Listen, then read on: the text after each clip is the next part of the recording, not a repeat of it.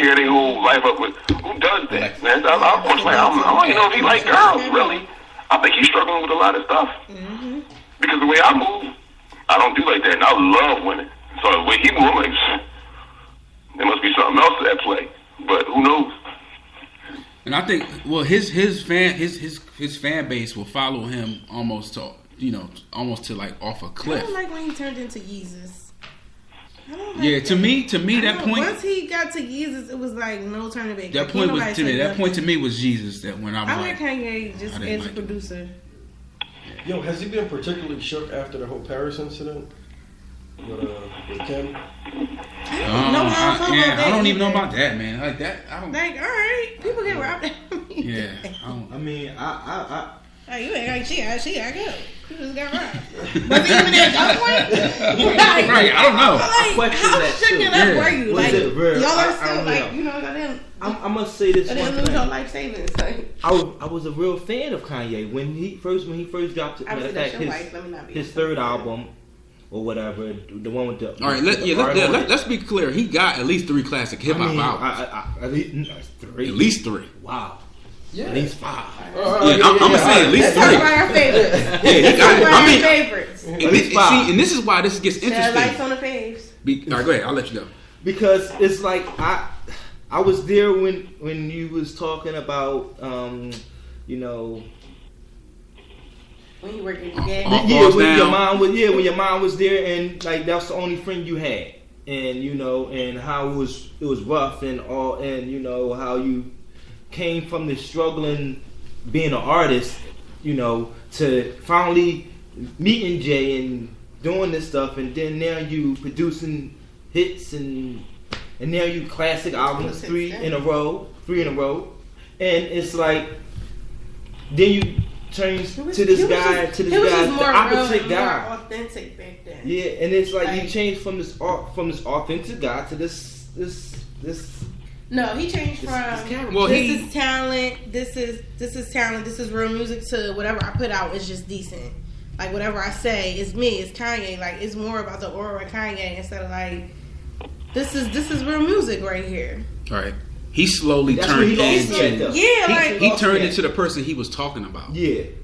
On the first and second album, he turned into that guy. I could just go on the track and say whatever because I'm Kanye. Right. We don't care about that. We want to hear good music. He rapped about his soul and how music was his soul and how he take it seriously. Now it's like, man, I'm doing wherever the money go, wherever my heart go, and I feel like I want to do wherever it. My airways goes. The hell with anybody and how they feel. I personally, I don't think that he's a when in our society when people achieve greatness in one particular craft, I think we have a tendency of like thinking everything they do is gospel. You know what I'm saying? So Kanye's good at music. I don't think he's good at public speaking. No. Or I don't think he's good at other of advocacy. Expressing his feelings. Yeah. I think he's good at music. You know what I mean? That's what he's good at. Yo, man. But on that point, when he came out with these sneakers, I was like, these are garbage. The Yeezys? Yeah, but now, like that. He changed the game. He changed the game with the Yeezys. Some garbage Reeboks and really changed the game. But I think the Yeezys before. With the Yeezys, I think that's nothing but some people have like they have brand power and they have star power, and that's like no matter what they do, it's only certain people that have it. Like no matter what they do, and we talked about this before. That would be like when Drake comes out with certain stuff, and then all of a sudden everybody just starts saying whatever he says in their everyday vocabulary. Like if he says YOLO, we just start saying that in our everyday of how we relate to each other, or certain things that he says, or like how. Yep.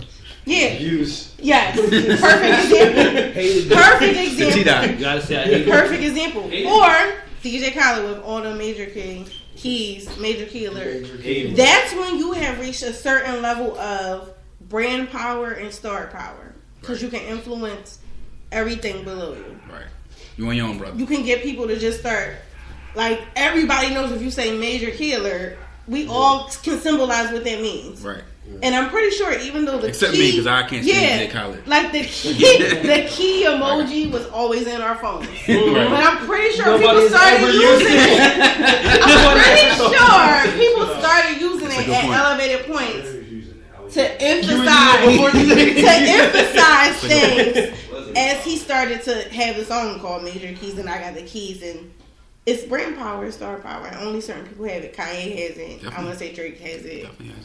Jay-Z, of course, like certain people, that's their gift. Well, the interesting thing about Kanye is like, whether, like Armand said, you know, in Armand's growing up, Kanye's first album really, Armand was already he heard what he needed to hear in his seminal years before Kanye came. You know what I'm saying? But he's one of the only guys that regardless of generation you come from in hip hop, this guy's got multiple classic albums. No matter if you came on at College Dropout, no matter if you came on at My Dark Twisted Fantasy. That's the best album. And I can't say that for a lot of people. Yeah. Like, I don't even know, not comparing him to Nas, because they don't match up. No. But I don't know if Nas got 4 classic albums. I can't, you know what I'm saying? And Kanye, classic albums. Kanye got a bundle, man. He really got a bundle. Registration. And I don't think we can always take graduation. We can't take graduation.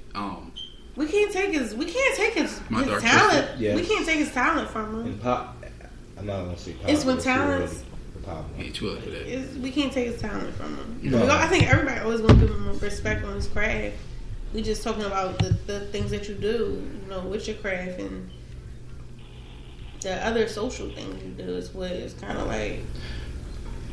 And now currently in this world, you know, go from Kanye to like Kanye. And currently in this world, you know, before it was about just the artists and the music they put out, and we just judge them off. I love their music. We didn't hear about, you know, their personal life and how they view. Right. That's another thing. So now we it's need to hear more of it. about, we got you social know, media. It's cameras at the concerts. We hear you actually talking. Yeah, I would have voted for Donald Trump. Like what? And the people that was jumped on your bandwagon or was with you when you first started, it's like what? Dog, it's not the one that we was cool with. Right. So we all stuck like, I'm confused, Kanye. What's up? I want the old Kanye, not the new Kanye. I'm gonna say this, and then y'all can jump in and we can close it. Kanye, you better watch it. You know what I'm saying? Because just like they tossed away MJ, they tossed away Ray Charles. You know, be careful to stray away from your core base, whether it's black, whatever your core fan base is, because once the media, once public opinion is done with you, they don't care. You know what I mean? No, before Michael Jackson passed away, nobody was messing with Mike. Like white culture had just tossed him. He's a rapist. He's a weirdo. Whatever. The inner city Indiana always was banging with Mike. The inner black culture never lost the love from Mike. We was like, Mike, you need to go home and check your peoples. Yeah. But we always were spinning the records. What happens? He dies. Everybody loves him. You know what I'm saying? So Kanye better be careful, because once they done with you, they done with you. And you do not alienate your core fan base who was going to ride with you through whatever. Yep. You know what I mean? So he has to be very careful within that. You know what I'm saying? That's a good point, man. I'm just thinking, like, if people really had to take sides between him and Kim, if something came up, I believe mainstream society would stick up for Kim. Absolutely. Immediately. It would be a divorce. If something really happened, you know, I can't see like what that would be. Kanye did it. I know he beat her up. I know he's crazy. But it was just asking Pablo too. Right. Check the emails. First of all, I think the divorce is in the cards. Yeah, I think it's already there, you know. Because I think it's already there. And she got the seed. She's just a space filler. She's a space filler. Alimony. He don't even know who she really is. I think he wants some more. And I'm not saying anybody who dates her, but I feel like majority of the people who date people in their whole family, they want they don't know who those people really are. They just want the aura of them. I'm sorry. Yeah, you get a little too comfortable. They want the aura. They want it's the aura. Nobody knows who they are on the inside. They just know the aura of them. What Jay said, you can't date can't date skills and wifey. You can't tell us both to be know the prices. You can't wake up. You can't wake up every day and look at somebody who really don't understand you. Right. They don't understand you or nothing about you. Right. Well, on that note, I just don't get the part where I wish the boy the best of luck. I just don't get the chasing, the paparazzi, the rants, the screaming, the crying. I don't get all. I'm like, listen, let's not. I turned him off in 2005. I was off. B, you already know. I was like, I'm cool. Yeah, I seen all this. Like, oh yeah, he not my cup of weight. He respond and stuff. Anybody I hang around, we don't respond stuff like that. I don't respond. I'm not crying over the murder. 50 Cent checked him like 10 years ago. Like, why you crying over that award, man? It's just an award. Mm-hmm. Who cares? Mm-hmm. He was crying backstage. I'm like, what? Just do your thing, man. Like, so. And we're gonna get into that later on. Like, you don't got nothing to prove to nobody. We already know how decent you were. Like, Taylor Swift got an award. You have nothing to prove. She's laughing now. He always mad over the awards all the time. Taylor Swift is laughing. She's probably is. Like, she's probably like, he been crazy the whole time. I don't think he crazy. You already know we talked about this when he said that to Taylor Swift. We was like, yo, she did that to her because she was sweet. But let MOP get an award. And he think that MOP don't deserve the award. He not going on stage and snatching no mic from none of them. He doing that. He not crazy. He doing that to Siegel? He gonna take Siegel award away from him? So he not crazy. He got picks. Yeah. Definitely got picks. Hey, well, we'll roll.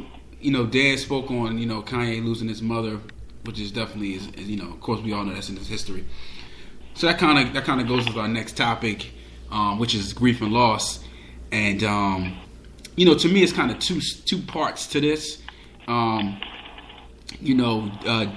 Ashley, and I, and another one of our coworkers, we actually, when we first met each other, like we had a commonality, and which was we all had lost a parent. Before the age of like 25, basically, younger years. So I want to talk a little bit about grief and loss, and then the second part of that is also just going on, with Black lives and yellow lives, brown lives, being lost, that stuff that we see every single day, with people that we don't even know, you know what I mean, and we see lives just being disposed of right in front of our faces. And how do we process that? You know what I mean? And how what do we tell our children? What do we tell our younger kids we're trying to mentor? What do we tell ourselves? So this this is a loaded topic. You know what I mean? We'll try to be as swift as we can. Armand, you want to set us off with this one? You can go in any direction you want to go. It's fine. Yeah.